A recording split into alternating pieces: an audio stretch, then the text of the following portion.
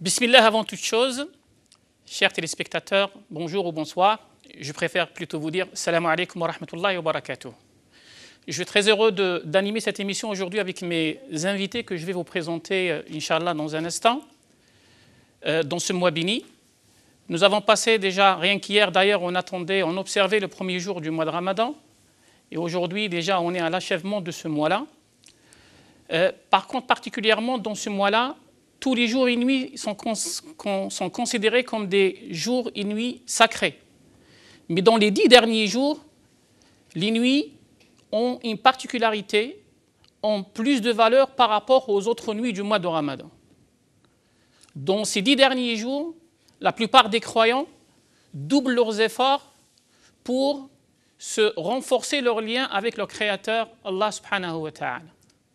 Vous l'avez peut-être compris, dans ces 10 derniers jours, il y a une nuit particulière que les croyants observent, qui essayent dans cette nuit-là de faire plus de prières, faire plus de récitation du Coran pour avoir l'agrément et la satisfaction d'Allah subhanahu wa ta'ala. Vous l'avez peut-être bien compris, cette nuit-là, c'est la nuit de destin, ce qu'on appelle en arabe Laylatul Qadr. Je serai très heureux, justement, d'animer aujourd'hui ce débat-là et cette émission avec mes invités autour de ce thème-là, qui est Laylatul Qadr, une nuit qui est très entendue par les croyants et qu'on va célébrer aujourd'hui principalement. Alors, je commence par vous présenter mes invités, en commençant par, sur ma gauche, par Cheikh Do. Alors, Cheikh Do, Meskin Do, qui est Cheikh en hadith, en sciences de hadith, et qui est imam et secrétaire général des imams en France. Bonjour, Cheikh Do. Marhaba. Merci.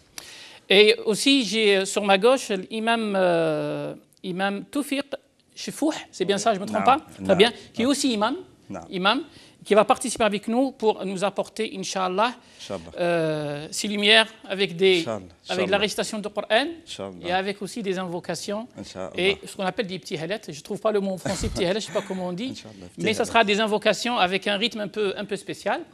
Et j'ai le grand plaisir d'accueillir aussi notre frère et imam aussi et khatib qui fait des prêches dans les mosquées, Abdel Hakim Badawi. C'est bien ça? Alors, soyez les bienvenus sur ce plateau-là. On va essayer d'aborder le sujet en parlant sur deux thèmes, la nuit de Qadr, la nuit de destin, et en même temps parler aussi sur Zakat al-Fitr, parce que c'est dans quelques jours les croyants seront ramenés à sortir leur zakat. Mais avant d'aborder le sujet en détail et rentrer en profondeur, j'aimerais bien avoir un petit mot, Cheikh Abdou, sur la demande qui a été faite récemment par les responsables musulmans pour avoir une dérogation pour avoir la nuit, pour célébrer la nuit de Qadr dans les mosquées. Oui. Il est utile, c'est la nuit la plus importante pour les musulmans, c'est la nuit la plus importante de toute l'année, Inch'Allah. Et il n'y a pas de meilleure action de mener dans cette vie que de la mener dans cette nuit du destin ou de la destinée.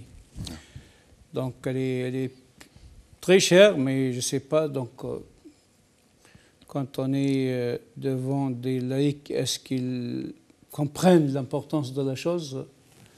Les musulmans ont le droit de demander et les autorités ont d'autres considérations sanitaires et autres pour pouvoir répondre ou ne pas répondre. La demande, elle est tout à fait logique, elle est utile, elle est très utile, elle est plus qu'utile, mais la réponse, donc c'est autre chose. Est-ce qu'on peut dire que la réponse est légitime, cher Abdel Hakim? Je parle de la réponse des autorités qui est le refus d'accorder cette nuit-là aux musulmans. Alors, c'est une réponse que les autorités doivent donner. En se basant sur plusieurs choses, la crise sanitaire est assez spéciale depuis un moment, ça dure. Il y a certes une amélioration, mais les craintes persistent. Donc à partir du moment, comme vient de le dire Cheikh, à partir du moment où la demande a été faite, et c'est un droit, nous sommes citoyens, nous avons des droits et des devoirs, nous remplissons nos devoirs et nous réclamons de manière sage, dans le cadre de la loi, nos droits. Ça a été demandé.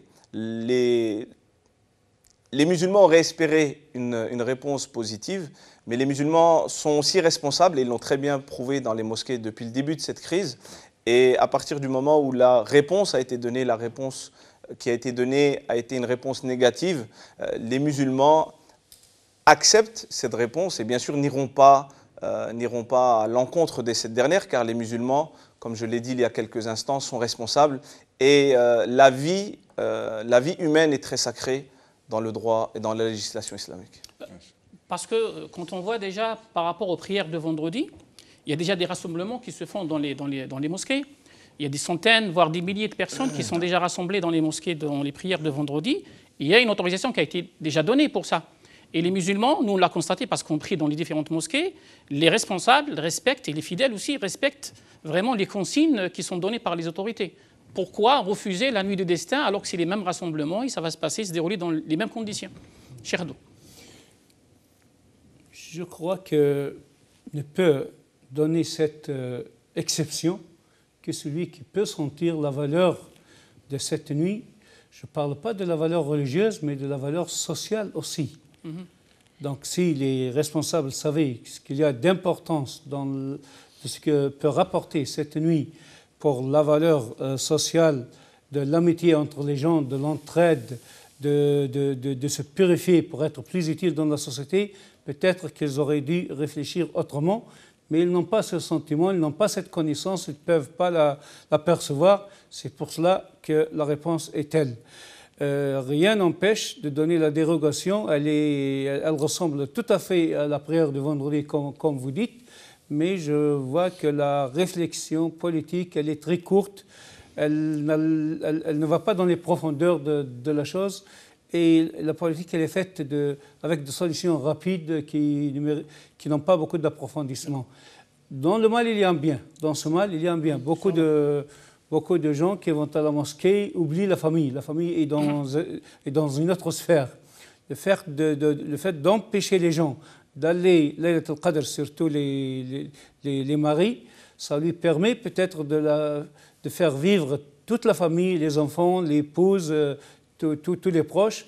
Ils peuvent la vivre dans le même foyer, à leur façon, et ça pourrait être utile aussi. D'accord, alors il faut dire que même avec ce refus, ça ne nous empêche pas, nous en tant que musulmans, de célébrer cette nuit au sein de nos familles, avec nos enfants, avec nos femmes, avec nos proches, parce que c'est une nuit quand même qui a son importance. Déjà on l'appelle la nuit de destin, hein, et j'aimerais là qu'on revienne un peu on rentre un peu dans les détails et revenir sur la définition des mots. Quand on dit la nuit de destin, est-ce que c'est la bonne traduction déjà de dire c'est la nuit de destin? Est-ce que le mot qadr en arabe ici veut dire d'autres sens? Est-ce que ça a un autre sens? Qui veut parler? Abd Hakim. Alors, personnellement, je préfère une autre traduction. Je préfère la nuit de la grande valeur, la nuit à laquelle un honneur considérable est donné. La traduction, c'est vrai que depuis que nous sommes petits, moi je suis né en France, depuis que nous sommes petits, nous disons la nuit du destin. C'est une traduction qui a également son explication, mais personnellement je suis plus à l'aise et je préfère, lorsque l'on étudie ce qu'est vraiment Laylatul Qadr, je suis plus à l'aise avec la traduction suivante, le fait de dire que cette nuit est la nuit de la grande valeur. Pourquoi de la grande valeur? Car je pense que nous aurons l'occasion de le détailler plus par la suite. C'est la nuit où le Coran a été révélé. Tout à fait.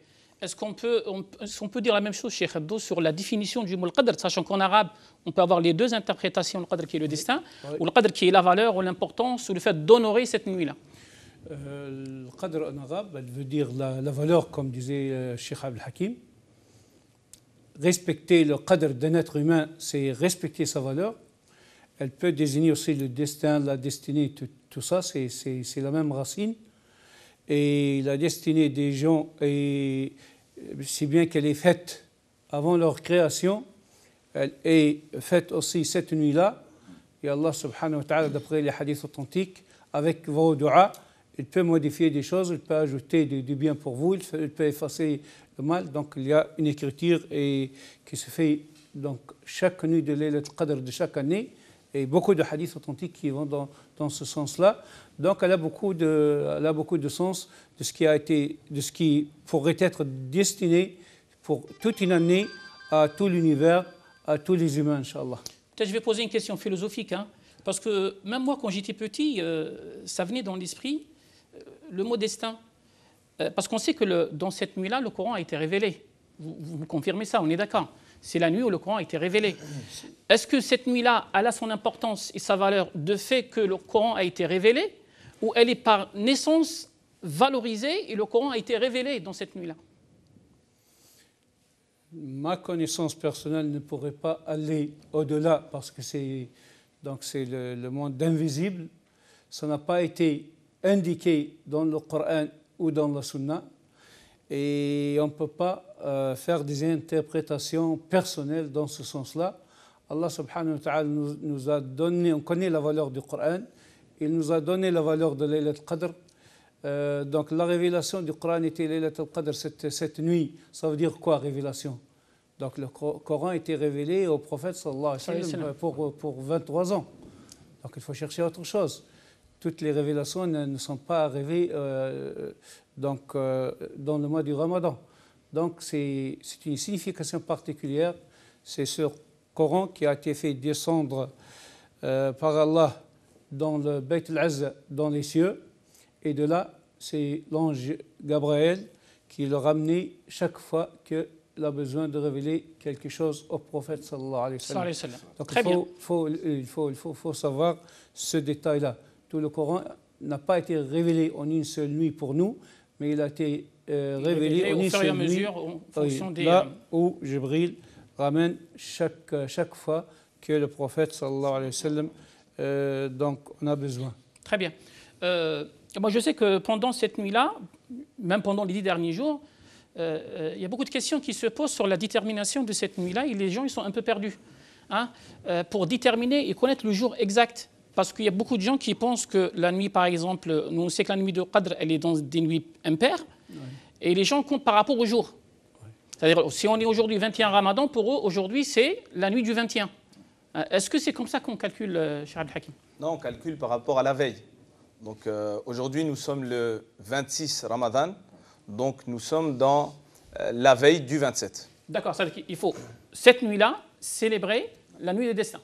Cette si on considère que le 27e jour, c'est la nuit des destins. Cette nuit-là est une nuit impaire. C'est voilà. La nuit 27 et pourquoi beaucoup de musulmans parlent de cette nuit spécifiquement. Alors l'avis adopté par la majorité des savants est que c'est, d'après les textes bien sûr, que c'est une nuit parmi les 10 dernières nuits impaires.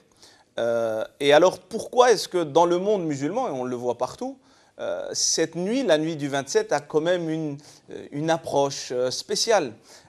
Nous avons Ubay ibn Ka'b, ce grand compagnon du prophète sallallahu alayhi wa sallam, qui a juré que cette nuit était la nuit du 27, car il avait donné un signe donné par le prophète sallallahu alayhi wa sallam, que l'on peut voir une blancheur éclatante à l'aube, le lendemain de cette nuit-là. Nous avons également Ibn Abbas radiyallahu anhuma qui va dire que c'est la nuit du 27 en se basant sur le fait que le terme hiya qui fait référence, donc elle qui fait référence à cette nuit-là, est le 27e mot de cette sourate. Donc il y a une explication, mais c'est une explication parmi tant d'autres. En réalité, les croyants doivent, Allah Azza wa Jalla ne l'a pas cité, clairement, le prophète sallallahu alayhi wa sallam ne l'a pas cité pour que les croyants et les croyantes fassent un maximum d'efforts durant cette dernière décade. Parce que dans l'esprit des gens, la plupart des musulmans, que la nuit des destins, c'est le 27e jour, si je me trompe. J'aimerais donner un conseil. Oui. Et de faire comme faisaient les compagnons, ils considéraient toutes les dernières nuits, c'est des nuits de la destinée. Il ne faut pas trop chercher les nuits impaires. Et Ibn Mas'ud, quand on lui demandait c'est quelle nuit Laylat al-Qadr, il dit ceux qui font la prière de la nuit, le qiyam, toute l'année, ils vont l'attraper une nuit.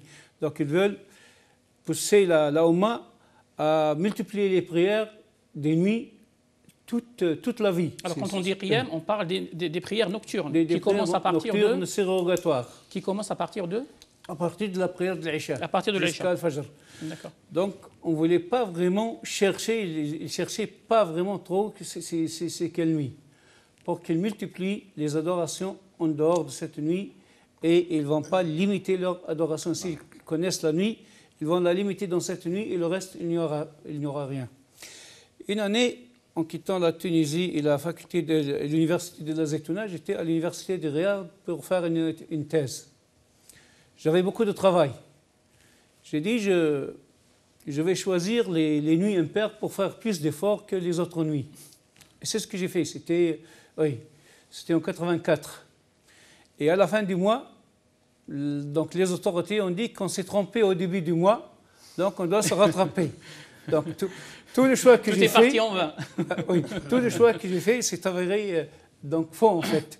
Alors donc, pour être sûr, pour conclure, pour être sûr, en fait, on célèbre, on va faire plus d'efforts pendant les 10 derniers jours, que ce soit des nuits impaires ou paires, parce que c'est vrai, il y a des pays, aujourd'hui, cette année plutôt, on a eu de la chance que tous les pays musulmans ont pris le même jour de Ramadan, mais ce n'est pas le cas de toutes les années.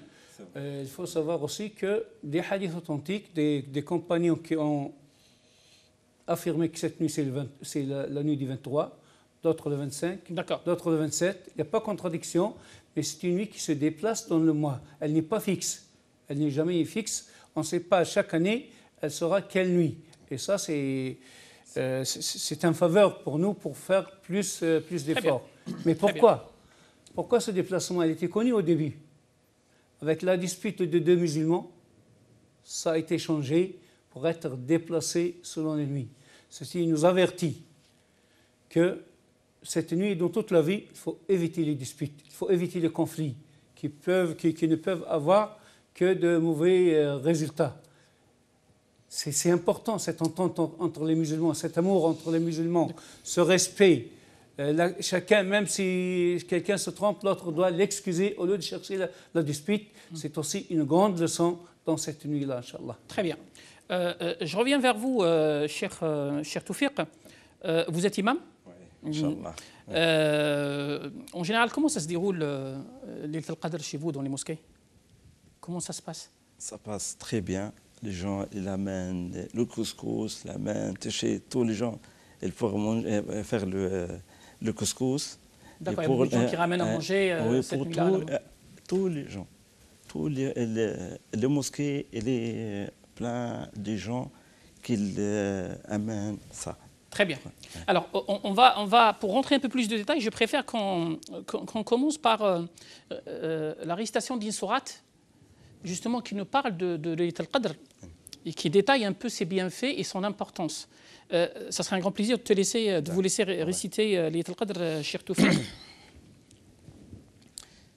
أعوذ بالله من الشيطان الرجيم بسم الله الرحمن الرحيم إنا أنزلناه في ليلة القدر وما أدراك ما ليلة القدر ليلة القدر خير من 1000 شهر تنزل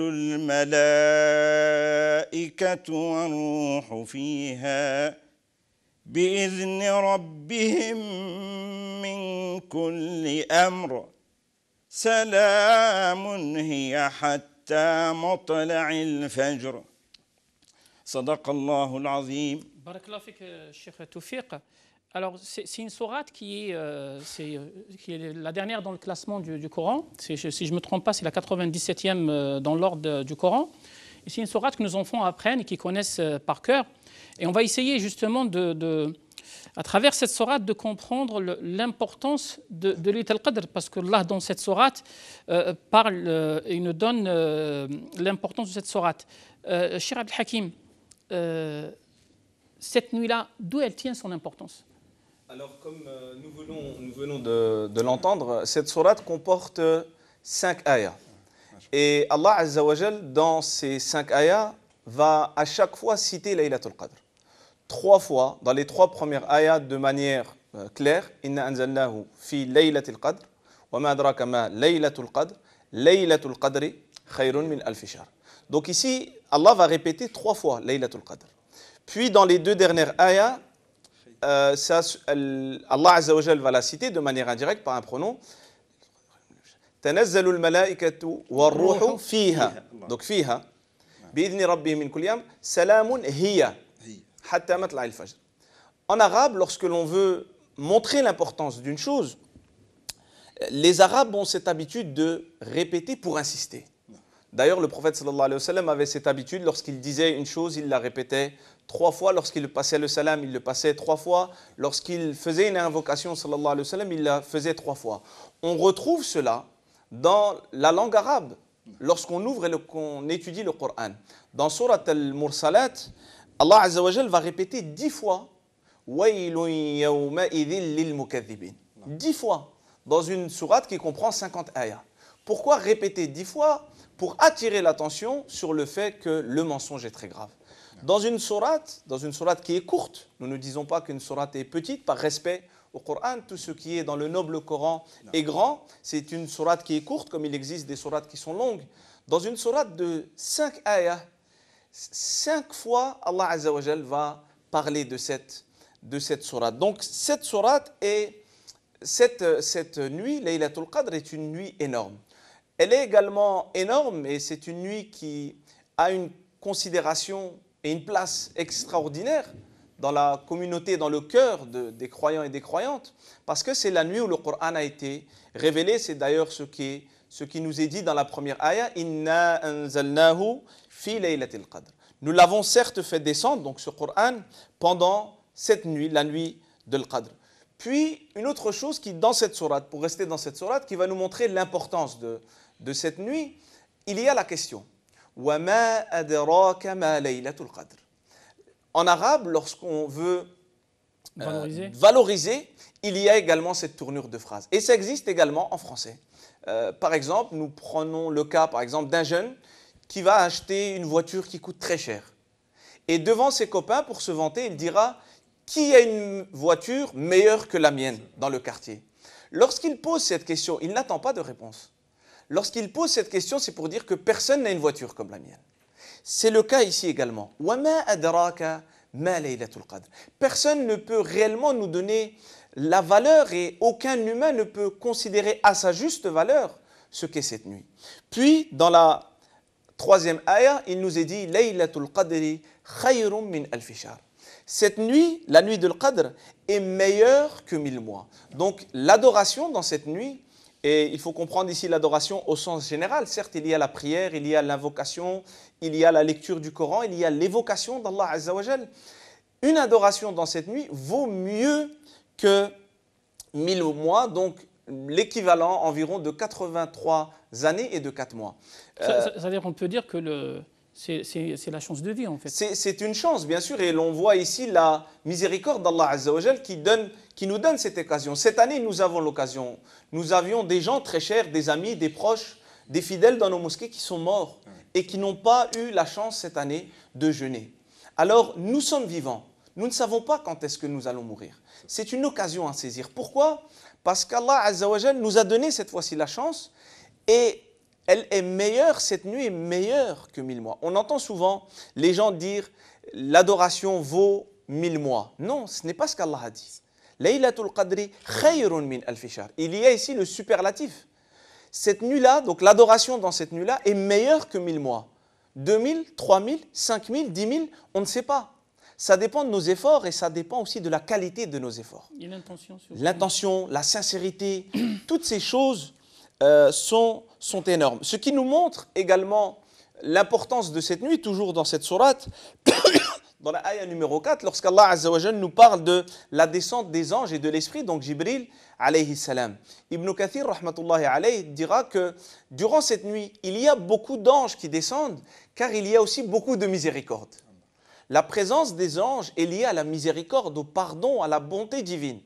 Donc cette nuit est une nuit considérable et c'est pour cela que les musulmans doivent la chercher. Ce que disait tout à l'heure Chirdo est très important. Si l'on comprend réellement l'importance, eh bien on va être prêt à sacrifier 10 nuits. Et c'est pour ça qu'il y avait l'i'tikaf. Le prophète sallallahu alayhi wa sallam et ses épouses également après lui faisaient l'i'tikaf pendant la totalité de ces de ces 10 nuits. C'est comme lorsque nous sommes étudiants, nous sommes prêts à supporter les difficultés de la vie. Ceux qui ont été étudiants, notamment loin de leur famille, moi ça a été mon cas, je suis français, je suis né en France, mais je suis originaire de l'Est de la France et je suis venu ici à Paris. Alors quand on est étudiant, surtout au début, c'est difficile. Mais on est prêt à sacrifier. Pourquoi ? On ne sacrifie pas 10 jours quand on est étudiant, 10 nuits plutôt. Parce que nous parlons ici d'une nuit. On sacrifie des années et des années. Nos parents sacrifiaient des années de leur vie de l'autre côté de la Méditerranée. Pourquoi ? Parce qu'ils avaient un objectif et parce qu'ils ont compris l'importance de la chose qu'ils voulaient réaliser. Si l'on comprend que cette nuit est une nuit énorme, je pense que même si ces questions se poseront toujours et elles sont légitimes, mais on se basera plus sur un effort exceptionnel durant ces 10 nuits. Enfin, pour finir, la dernière ayah. Salamun hiya hatta matla'il fajr. Cette nuit, elle est paix et salut jusqu'à l'apparition de l'aube. Ibn Abbas, radiyallahu anhuma, va dire beaucoup de choses dans l'exégèse de ce verset, mais je vais en souligner une. Il dira وَيَقْبَلُ اللَّهُ فِيهَا التَّوْبَةَ لِكُلِّ تَائِبٍ. Allah Azza wa Jal accepte le repentir des repentants cette nuit. Et nous avons besoin du repentir. Quand on sait que le prophète sallallahu alayhi wa sallam nous a enseigné, surtout durant ces 10 dernières nuits, comme il l'a dit suite à la question de notre mère Aïcha radiyallahu ta'ala anha, dans cette invocation enseignée par le prophète sallallahu alayhi wa sallam, il y a cette demande de pardon. Donc nous devons profiter de cette nuit pour demander le pardon à Allah Azza wa Jal, mais cela ne suffit pas. Si l'on a commis du mal à une personne, en plus de demander le pardon à Allah, il faut réparer ce préjudice. Alors, ça va nous ramener à savoir exactement ce que le prophète faisait comme invocation justement pendant cette nuit-là, la nuit de l'Qadr, et qu'est-ce qu'il faisait comme adoration, spécialement dans cette nuit-là. Cherdo. Donc toutes les prières sont acceptées, toutes les invocations et l'intelligence. Je veux attirer l'attention sur l'importance d'Aïcha dans l'islam, radiyallahu anha, la mère des croyants. C'est l'intelligence d'Aïcha qui est surprenante. C'est la seule parmi les compagnons qui a eu l'idée de demander au prophète sallallahu alayhi wa sallam quelle est la meilleure invocation de cette nuit. Et c'est le messager sallallahu alayhi wa sallam qui lui répondit Allahumma innaka afoun tuhibbul afwa fa'fu anni. C'est la meilleure des meilleures. Dieu, on peut juste traduire pour les téléspectateurs. Dieu, tu es pardonneur. Allahumma innaka afoun. Dieu, tu es pardonneur. Tu aimes le pardon. Pardonne-moi. Donc, ça donne le mérite. C'est une invocation qui est répétée régulièrement. La meilleure. Elle lui a demandé quelle est la meilleure des invocations qu'on doit répéter cette nuit-là, et il a fait ce choix. Et ça doit attirer notre attention sur deux choses. La demande du pardon et son importance, que ce soit un pardon envers Allah, mais envers les frères aussi. Il a une dimension sociale. Les gens peut-être demandent pardon à Allah tout le temps, ça ne leur coûte rien, mais quand il s'agit de demander le pardon donc, envers des frères, peut-être qu'on a eu tort avec eux, peut-être qu'il n'y avait pas eu ce tort-là, donc il n'y a pas de plus important mais cher que de demander le pardon. Est-ce qu'il est vraiment aussi difficile de reconnaître ses erreurs et demander pardon à son Créateur? Parce que je vois, il y a des gens qui ont du mal, ils sont dans l'égarement total, et pour juste lever leurs mains et demander pardon et ouvrir une nouvelle page avec leur Seigneur, ils ont du mal à le faire. La demande du pardon, peut-être qu'elle est plus facile que l'action qui va la suivre. Beaucoup de gens demandent pardon, disent astaghfirullah, mais est-ce que l'action va suivre ou non? Ça, c'est autre chose. Beaucoup de gens qui s'impliquent dans la demande du pardon, mais ils ne viennent pas aux causes qui leur permettent d'être pardonnés. À quoi sert de demander pardon quand vous continuez dans le péché? À quoi sert de demander pardon à un frère quand vous continuez à utiliser la médisance envers lui? Donc il y a un engagement pour la demande du pardon. Elle doit vous obliger, elle doit vous mener à avoir le cœur pur, le cœur propre, la clarté de l'esprit, la purification de l'âme, la maîtrise de l'âme. Ça va de soi avec cette demande de pardon si on est sérieux. J'attire aussi l'attention sur Aïcha, qui a eu l'intelligence de poser cette question. Notre religion, en grande partie, a été ramené par Aïcha radhiyallahu anha. C'est un quart de la charia est ramené par Aïcha toute seule. Donc c'est un mariage que des orientalistes essayent de parler du mal, mais le mariage d'Aïcha au prophète a profité d'elle pour qu'elle soit la mère des croyants, parmi les mères des croyants, mais ça a profité à la Ummah. Ce rapprochement d'Aïcha avec le prophète sallallahu alayhi wa sallam nous a donné le plus grand nombre de hadiths authentiques, nous a fait apprendre notre religion, comment adorer, comment invoquer, et ça c'est une grande leçon que les musulmans ne doivent jamais oublier et ne jamais accepter l'atteinte à la vie d'Aïcha radhiyallahu anha. Très bien. Alors pour conclure, en fait c'est très facile, il y a une invocation qu'il faut répéter. Hein? Si on peut l'apprendre, ça serait bien. Allahumma innaka afouun tuhibbul afwa fa'fu anni. Allahumma innaka afouun tuhibbul afwa fa'fu anni. Après, pour ceux qui n'arrivent pas à l'apprendre par cœur, qu'ils l'écrivent, qu'ils la répètent. Mon conseil, ce dua qui est utilisé Laylat al-Qadr, il faut le dire toute l'année. Qu'est-ce qui vous empêche de le dire toute l'année? S'il est le meilleur dans la Laylat al-Qadr, ça serait évident qu'il soit meilleur tout le temps. Alors, comme on parle des invocations et des doigts, on va profiter pour justement vous présenter un doigt avec l'imam Toufiq. C'est l'occasion, la nuit de destin, on va faire un doigt, Inch'Allah. Bismillah, on t'écoute. Allahumma salli ala Muhammadin wa ala ali Muhammad. كما صليت على إبراهيم وعلى آل إبراهيم وبارك على محمد وعلى آل محمد كما باركت على إبراهيم وعلى آل إبراهيم في العالمين إنك حميد مجيد. تبنا إلى الله ورجعنا إلى الله وندمنا على ما فعلنا وعزمنا عزما أكيدا على أننا لا نعصي لك أمرا.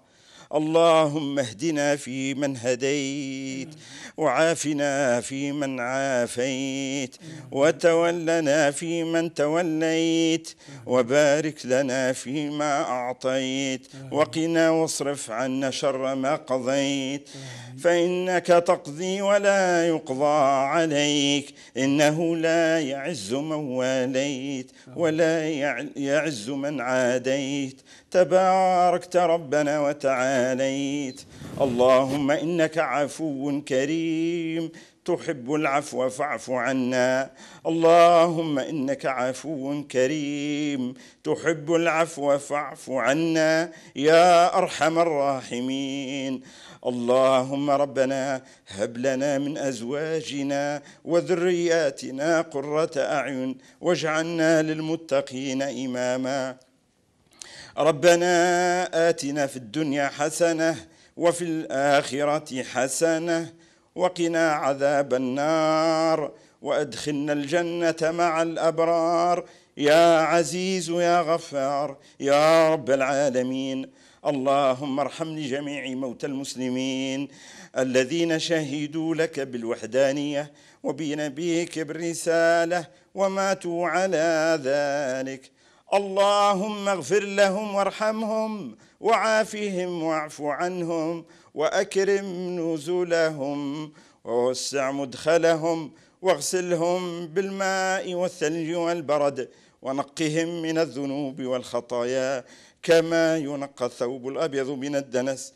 وارحمنا اللهم إذا سرنا إلى ما صاروا إليه برحمتك يا أرحم الراحمين. اللهم صل على محمد وعلى آل محمد كما باركت على إبراهيم وعلى آل إبراهيم في العالمين إنك حميد مجيد. سبحان ربك رب العزة عما يصفون وسلام على المرسلين والحمد لله رب العالمين. Barakallahu fik pour cette invocation. D'ailleurs, ces invocations qu'on entend beaucoup dans les mosquées, surtout dans les 10 derniers jours, et avec la récitation du Coran. Et là, j'aimerais bien vous poser une question parce que ça revient souvent. Et vous répondez rapidement pour qu'on aille sur l'autre sujet. Est-ce qu'il est vraiment obligatoire de finir la récitation du Coran pendant la nuit de destin? Cheikh Abdou. Non, ça n'a jamais été demandé, ça n'a jamais été mentionné. Aucun hadith, aucun compagnon ne le faisait. Donc, rien n'est obligatoire. Il ne faut pas donc donner l'islam en tant que fardeau pour les gens. L'islam est simple, il est facile à pratiquer. Donc ceux qui veulent le faire peuvent le faire, mais ce n'est pas exigé. D'accord. Même dans les mosquées, il n'y a pas obligation de finir cette nuit-là. Il n'y a pas obligation de finir. Bon, si les gens le font, c'est bien. Bon, c'est ce que faisait Omar quand il a rassemblé les gens autour de Ubay ibn Ka'b.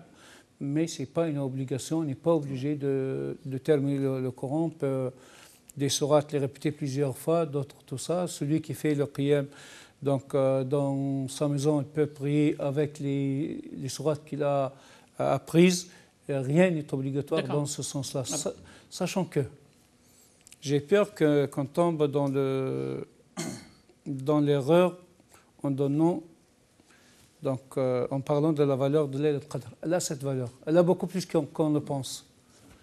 Mais il faut connaître que les adorations surrogatoires n'atteignent jamais les obligations.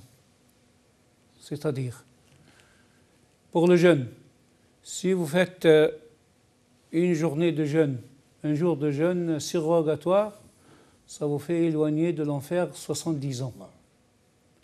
Mais 1000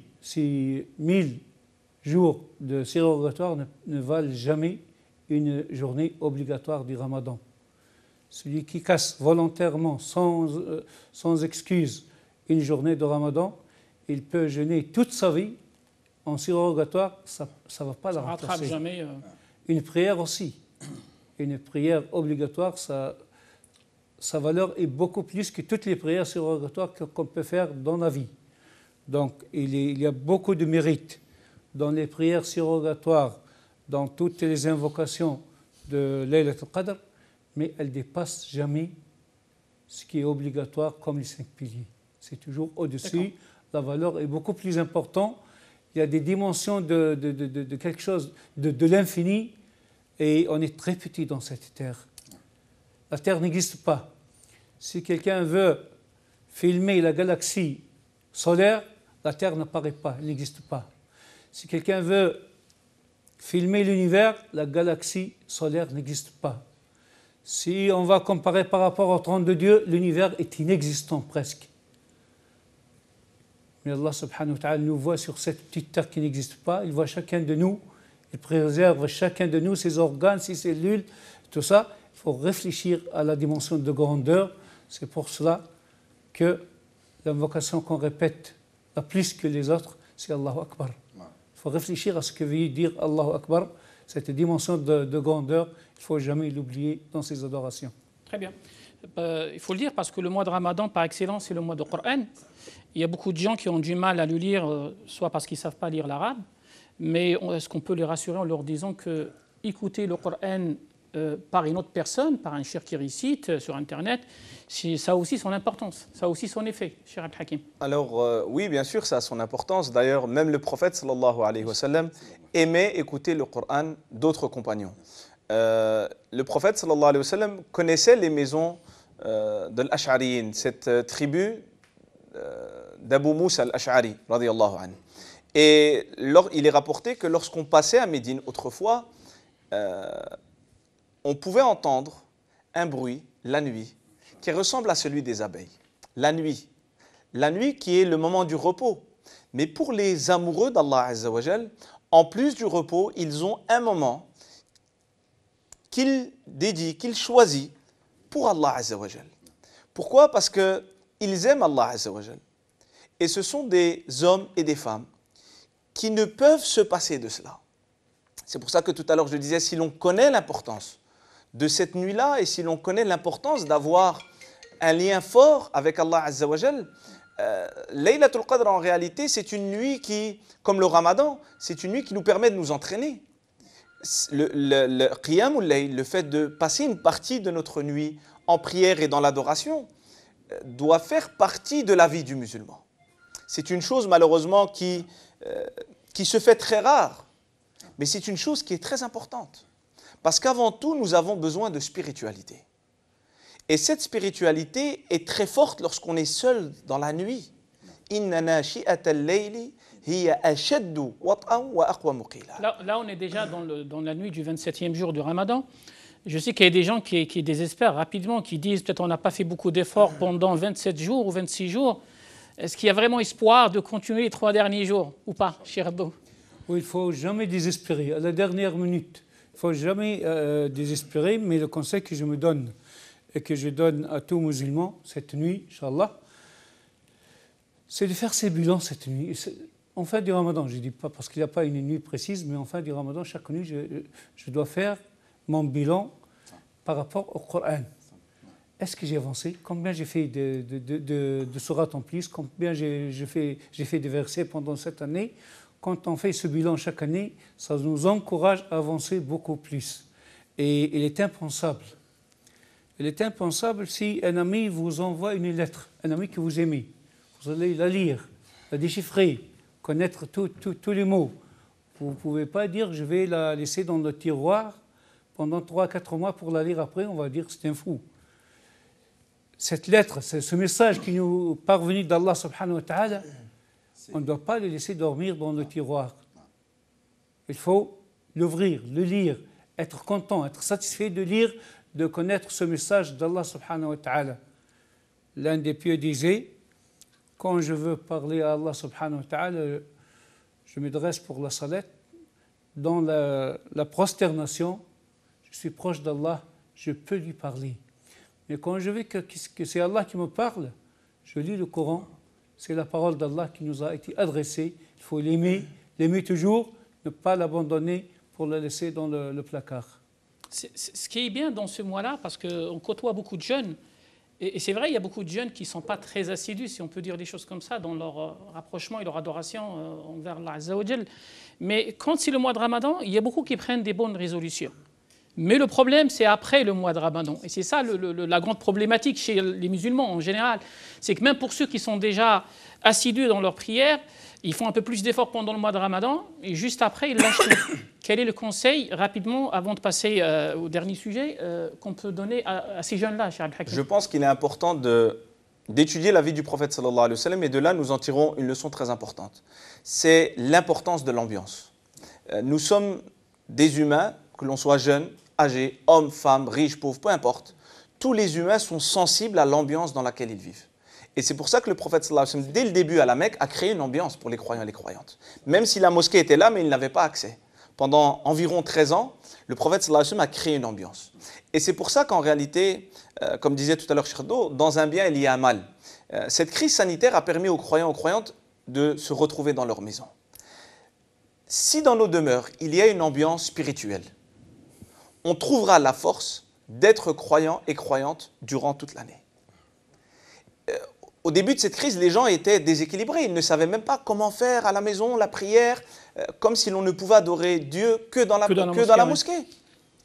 Pourquoi? Parce qu'il n'y a pas cette ambiance. Notre maison, et je reprends la parole, un conseil d'un savant indien qui m'avait dit « Ne fais pas de ta maison un hôtel ou un restaurant ». Souvent, on rentre chez nous parce qu'on est très fatigué et on a envie de se reposer. Nos enfants viennent à nous, disent non, non, laisse-moi me reposer. On veut jouer avec eux, ils veulent plutôt jouer avec nous, on dit non, non, je dois me reposer. Est-ce qu'il y a quelque chose à manger?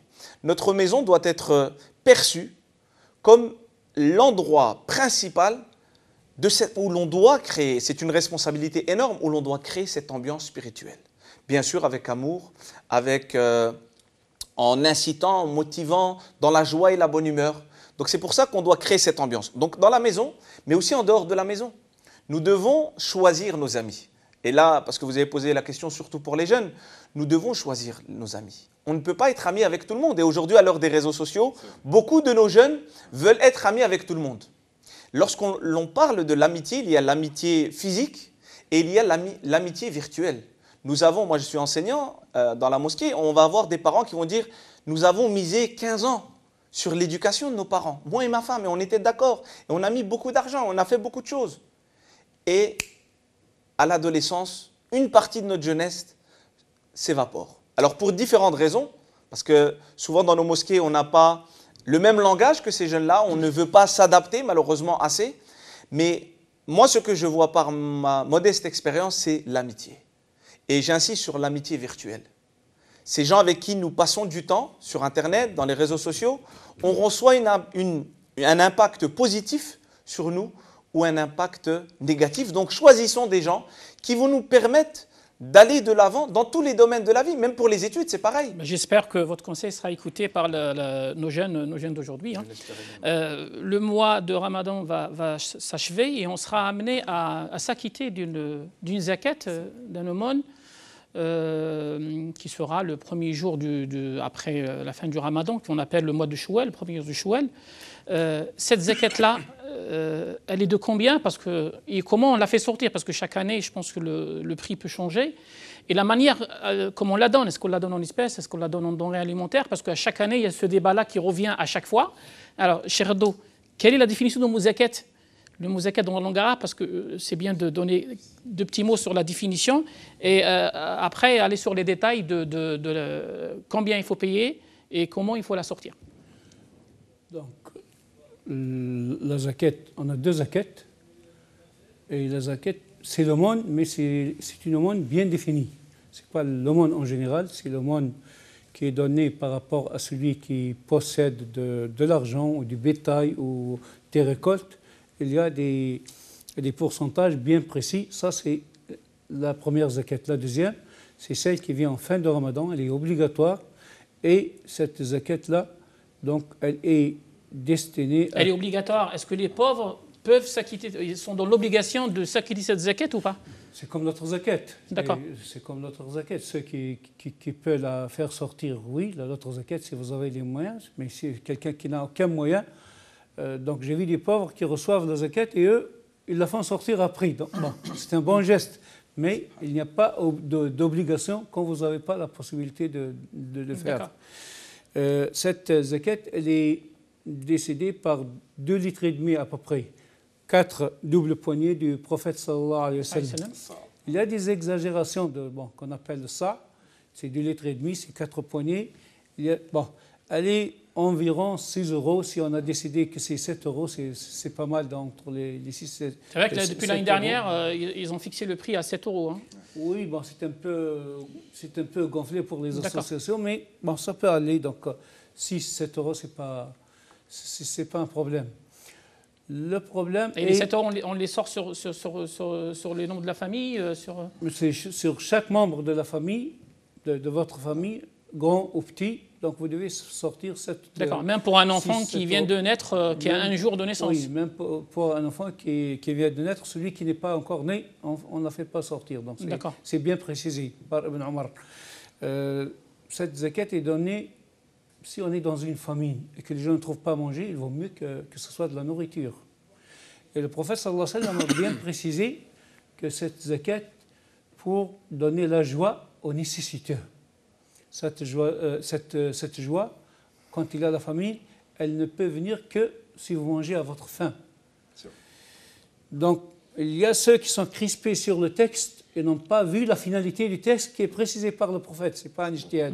C'est le prophète sallallahu alayhi wa sallam qui a parlé de cette joie des nécessiteux. J'étais un peu comme ceux qui disaient qu'il faut la sortir en nourriture. Et j'étais en 81 à la Mecque pour sortir la zakat al-fitr. J'ai observé que les gens achetaient du blé, achetaient du riz, des commerçants vont le donner aux mendiants dans la place du Haram, Mecque, à côté de la mosquée de la Mecque. Et ces nécessiteux vont la vendre à ces mêmes commerçants à moitié prix. Donc c'est le même sac de blé ou le même sac de riz qui fait la tournée entre les mendiants. Et c'est les commerçants qui ont eu la moitié de la zakat al-fitr, mais pas les nécessiteux. En fait, il y a plus d'utilité à le faire sortir en argent parce que les gens ils peuvent peut-être subvenir à leurs besoins avec l'argent. J'étais content cette année d'entendre que des savants saoudiens ont changé d'avis pour la première fois pour dire qu'on peut la sortir en argent. C'est l'argent qui peut... Très bien. En argent, c'est possible. En argent, c'est possible à 6 ou 7 €. Bon, ils l'ont fixé à 7 €, on va dire 7 € ça pour dépend ne pas... des pays aussi. Voilà. On parle de France. On est en France, on parle de France pour ne pas créer la polémique. Quel est rapidement, Cheikh Abdel Hakim, en 30 secondes, l'impact social de la zakat sur les personnes? Alors, il y a deux choses. La première chose, c'est la relation que nous devons avoir avec les gens qui sont dans le besoin. Donc, la zakat, comme Allah Azza wa Jal nous dit dans le Saint-Coran, peut être reversée à 8 catégories de personnes. Parmi ces catégories, il y a même des gens qui travaillent mais qui ne s'en sortent pas. Al-Masakin. D'ailleurs, Allah Azza wa Jal, lorsqu'il parle dans Surat Al-Kahf de ces gens, c'était des pauvres, ce sont des Masakin qui travaillaient, qui avaient un bateau. Donc ce sont des gens qui travaillaient mais qui étaient pauvres. Aujourd'hui, avec la crise sanitaire, on a pas mal de gens, pas que des étudiants. On a également des responsables de famille qui travaillaient et qui ont des difficultés par rapport à la crise parce qu'ils ne pouvaient plus faire ce qu'ils faisaient avant cette crise-là. Donc il y a le lien que nous devons avoir avec ces nécessiteux. L'argent est un moyen qui doit nous permettre de nous rapprocher d'Allah Azza wa Jal en étant le plus utile aux gens.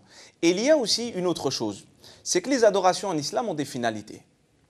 Cheikh Do venait de rappeler, l'une des finalités de cette zakat, c'est d'éviter que les nécessiteux, et cela a été cité directement par le prophète sallallahu alayhi wa sallam, que les nécessiteux se retrouvent dans le besoin ce jour de fête.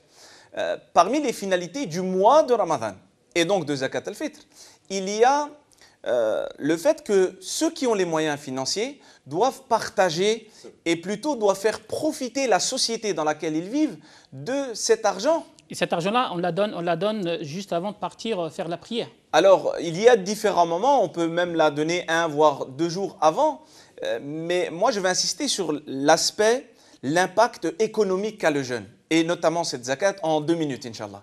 Plutôt en 30 secondes. En 30 secondes. Même pas. 10 secondes. On n'a pas le temps.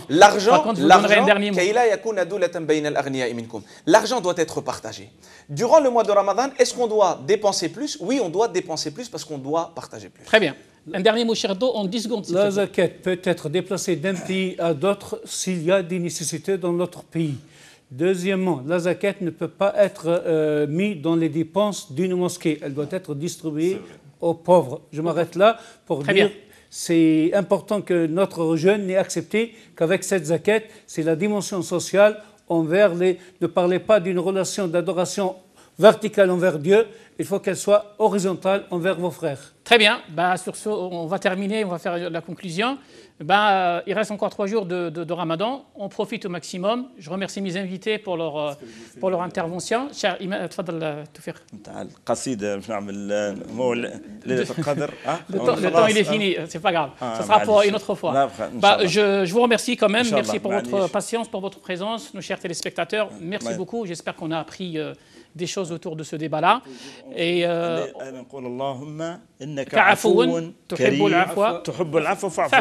très bien, ça sera la conclusion. Et je vous dis à bientôt. Merci, Issa Hassiemkom.